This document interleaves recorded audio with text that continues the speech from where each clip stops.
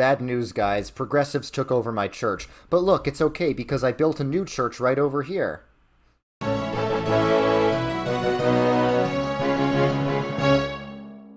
Hey guys, welcome back to KingdomCraft, where we build churches in Minecraft while talking about Christianity. Today we're going to be talking about institutions and how Christians can retake the culture. So, a lot of people don't understand this, but institutions are very important for having an influence on the culture. I think we would all agree that Christians should influence the world. We are spreading God's kingdom here on earth. Christianity is not just about going to heaven, but about spreading God's kingdom of heaven here on earth, and that means having an influence on the culture. That's basic kingdom theology.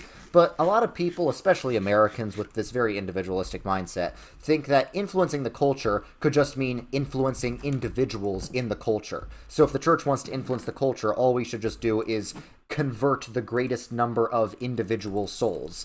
And of course, it's not wrong to convert people. Of course, the church should try to do that. The way to convert people on a large scale, the way the church has historically converted people on a large scale, is by converting the institutions. Right now, there is a culture war between traditional Christianity and what we could call leftism or progressivism. And progressives keep winning the culture war. Why? Because while Christians evangelize to individuals, while Christians generally try to convert individuals, the progressives have been focused on converting the institutions, and that is why they've been so successful, because institutions really define what the culture is, what the culture believes. So it is very important to control the institutions, but a lot of Christians don't see the value in institutions, partly due to the influence of American evangelicalism, which is very, very individualistic and doesn't really have time for institutions. That's why I'm very critical of non-denominational Christianity. By definition, it's not institutional. But what even is an institution? So, an institution is something... There's several institutions, like religion. You could say even like the family is an institution, but generally when we speak of the institutions in this context, it is organizations that are very interconnected in the culture. And generally there's a connotation of eliteness, that these organizations are defining of the culture. So, the most important institution is, of course, the church. And the church should be a united organization. Now, everyone's like, oh, why don't you just be Catholic? Just because the church should be a united organization doesn't mean it is. The reason I'm Protestant is because, among other things, I think the church has tragically split over the years, and I don't think one church is the one true church. I think the true church is all believers, and the visible church is everyone who's, like, just baptized, everyone who has a valid baptism. But just because the church isn't united doesn't mean it doesn't need to be. I think the church really should be united. Ideally, there would be only one united denomination. That's not a Catholic thing. All the Protestant reformers believed that as well.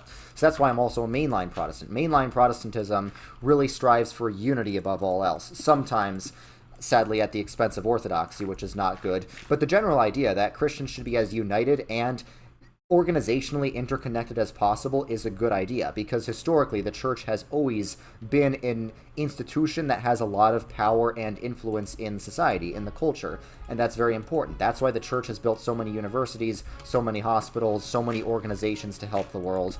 It is not... Like, just because individuals shouldn't seek power doesn't mean the church shouldn't seek cultural influence. The church actually really should seek cultural influence if it is to be salt and light in the world. That's what Jesus told the church to do. He said the church is to be salt and light in the world, so I think we should do that, right? And the way the church has historically done that is not just by converting individuals, it's by building hospitals, building these powerful institutions. So, the church is the most important institution in society. The bedrock of any given society is whatever the established religion is. So in Italy, that would be Catholicism, at least historically.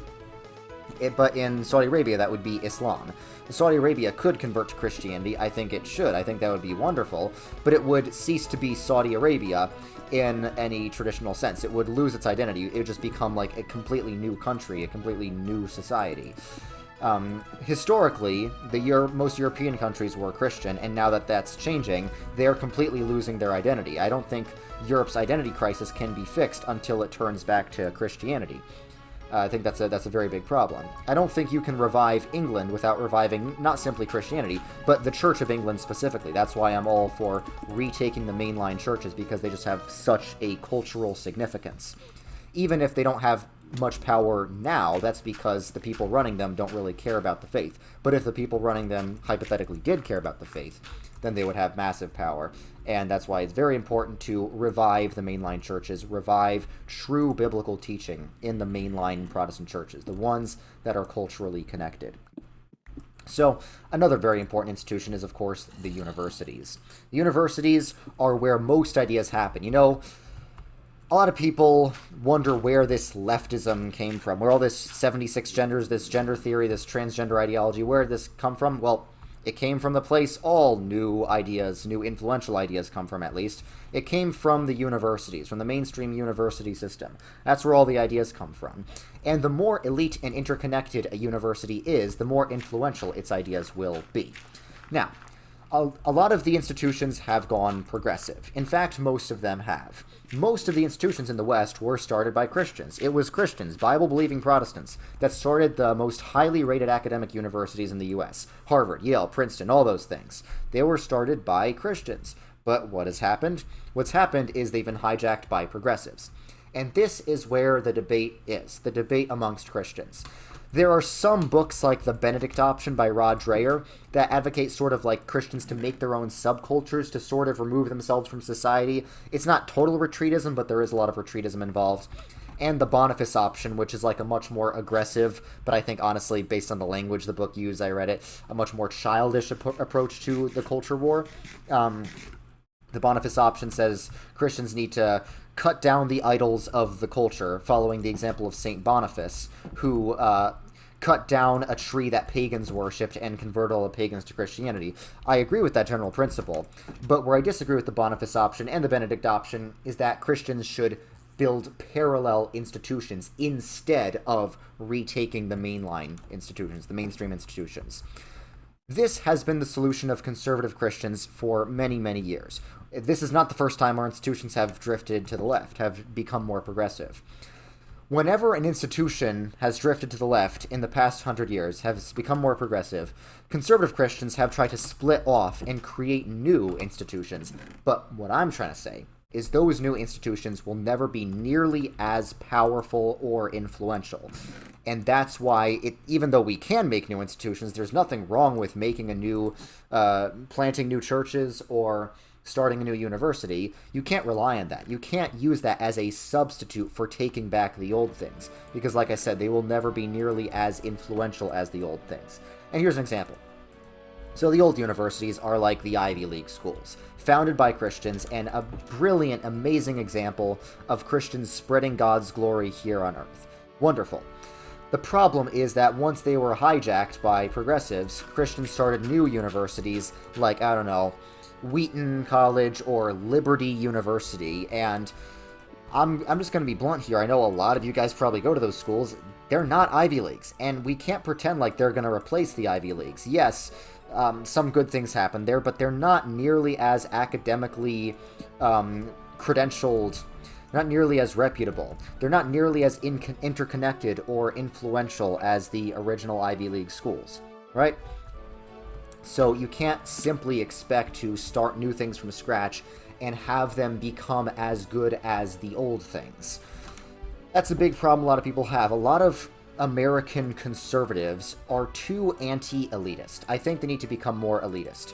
So what I mean by that is they're so anti-elitist that they don't really see how any one, institution could be objectively more influential than another, objectively more high status.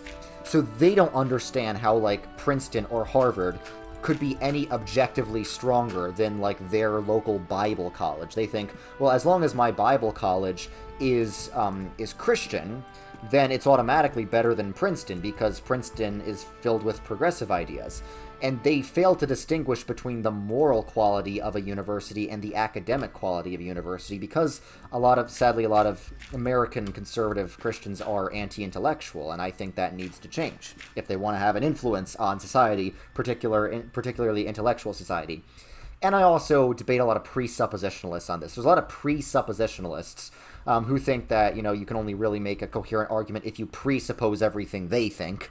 So The presuppositionalist will say, oh yeah, Doug Wilson started this new college, New St. Andrews, in the middle of nowhere, Idaho, that barely even has a campus, but it's just as good a school as Princeton and Harvard because it's following biblical teachings. Again, you're failing to distinguish between the moral quality of a school and the academic quality of a school. If you have a brain surgeon, are you going to want the brain surgeon who is the most Christian or the brain surgeon who is the most well-trained? Yes, a brain surgeon who is Christian and stuff might have better personal morals, but I think you're going to want a brain surgeon who is more well-trained to actually do brain surgery on you. That's not a complicated issue. It's pretty simple. So, if Christians are to have an influence, they need to own institutions that have a lot of academic credibility. And I'm sorry to say that most universities and stuff that were founded by conservatives recently simply lack that academic credibility. The closest is places like Baylor and Hillsdale, which are okay, but that's rare, and they're like on par with, I don't know, my local New York state schools like SUNY, Stony Brook, and Binghamton. They are nowhere near the Ivy Leagues at all. So, and those are the best example of conservative Christian schools. Most of them, like Liberty and Bob Jones, are not even at that tier. They're like mid-tier at best. I'm talking in terms of their objective academic credibility and interconnectedness. I'm sure if you went there, I'm sure you could have had a great time there, and it could have been very good for you spiritually and in your personal development. I am talking about their objective influence on the culture. So maybe some of you might get offended by that, but let's not be SJWs here. If you want Christians to succeed, and they're not succeeding, it means they're doing something wrong, and that means they need to hear some harsh words of advice. And the harsh words of advice I will give is Christians need to stop being so anti-elitist and so retreatist. So that's why parallel institutions don't work. They don't have the resources and the connections of the institutions that they split off from. So this applies to universities. This also applies to churches. So, my Reconquista strategy in the Reconquista movement says that, yes, the mainstream churches have largely gone in a progressive direction. We should fix that, but we should fix that by trying to fix these denominations. We should not fix that by trying to split off and start new denominations from scratch. Now, of course, the Catholic and Orthodox people in my comments are going to be like, oh, but Protestants did that. They split off. Well, they didn't split off institutionally. They split off ecclesiastically. There's a difference. Institutionally, they kept the same institutions. Oxford, the university, it started out, Catholic. It was a medieval Catholic university. Fun fact: Oxford is like twice as old as the Aztec Empire. You wouldn't really think that, but it is. But Oxford went from being Catholic to being Protestant after the Protestant Reformation. Yes, the Protestants did leave, but they took the institutions with them. Ideally, you should try and avoid church splits because it's not good for the body of Christ to be divided. But if you must split, you should take the institutions with you, and that's what the Protestants did. And that's why Protestantism in Europe had a massive influence and led to high literacy rates, high economic prosperity, so many good things. Like, you can make a map of the correlation between Protestantism levels in various regions of Europe and literacy rates. The reason Protestant countries today are so successful economically, even though they're not really religious, they still benefit from the fruits of Protestantism, of centuries of Protestantism, due to the high literacy rates and high rates of education. Martin Luther wanted to educate everyone, including the peasants, including women and children. It was great. But Protestantism has been better for society than any other religious tradition. However, modern evangelicalism doesn't do that. When modern conservative Christians, Protestants specifically, have split off from mainline Protestant denominations, in the recent, when the PCA split off from the PCUSA, or the ACNA split off from the Episcopal Church, or the Global Methodist Church split off from the United Methodist Church, they did not take the institutions with them. They split off entirely, and were forced to start new churches, new institutions, and because of that, those new things they started were just never nearly as interconnected, never nearly had as many resources.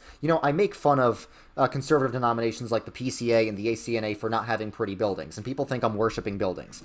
Maybe I've been emphasizing buildings a bit too much, and I'll stop doing that. But my point still stands that the lack of pretty buildings in these conservative offshoot denominations compared to the mainline Protestant denominations they split from is a fruit of the fact that they are not institutionally interconnected. They don't have the resources of these mainline Protestant denominations.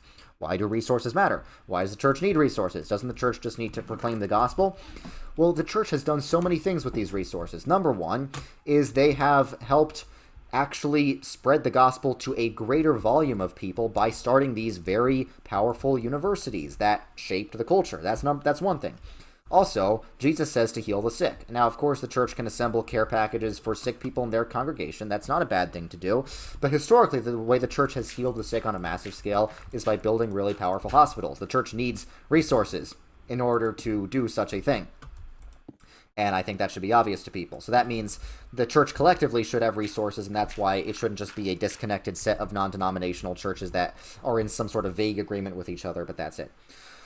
So the third thing is that churches would be interconnected and have enough resources to start organizations to help the culture in various ways, such as pro-life organizations or other activist organizations. You know, I'm not Roman Catholic, but I will say the Roman Catholic Church is to be thanked.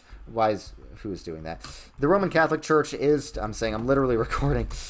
The Roman Catholic Church is to be thanked for the success of the pro-life movement because they had such powerful organizations. And yes, evangelicals do contribute to organizations, but not nearly on the same scale as Roman Catholics do. And I don't think that's something inherent to the design of Roman Catholicism as opposed to Protestantism. I think it's just the consequence of having a strong institutional church. Yes, Roman Catholics have that, but Protestants used to have that as well until the recent deal with the mainline evangelical split. It's something Protestants desperately need to reacquire. Protestants need to get back strong institutional churches. So that's why I'm opposed to an abandonment of the mainline Protestant churches. Yes, conservative offshoots can be good in some ways, I guess, for training people temporarily, but they should be seen as refugee camps. So I'm not saying there's anything wrong with like the PCA or the ACNA or these other conservative offshoots. I'm saying they can't be seen as a substitute for the mainline Protestant churches, because realistically, they're never going to build themselves back up into what the mainline used to be. These huge bastions of Christianity and super interconnected to all these other institutions.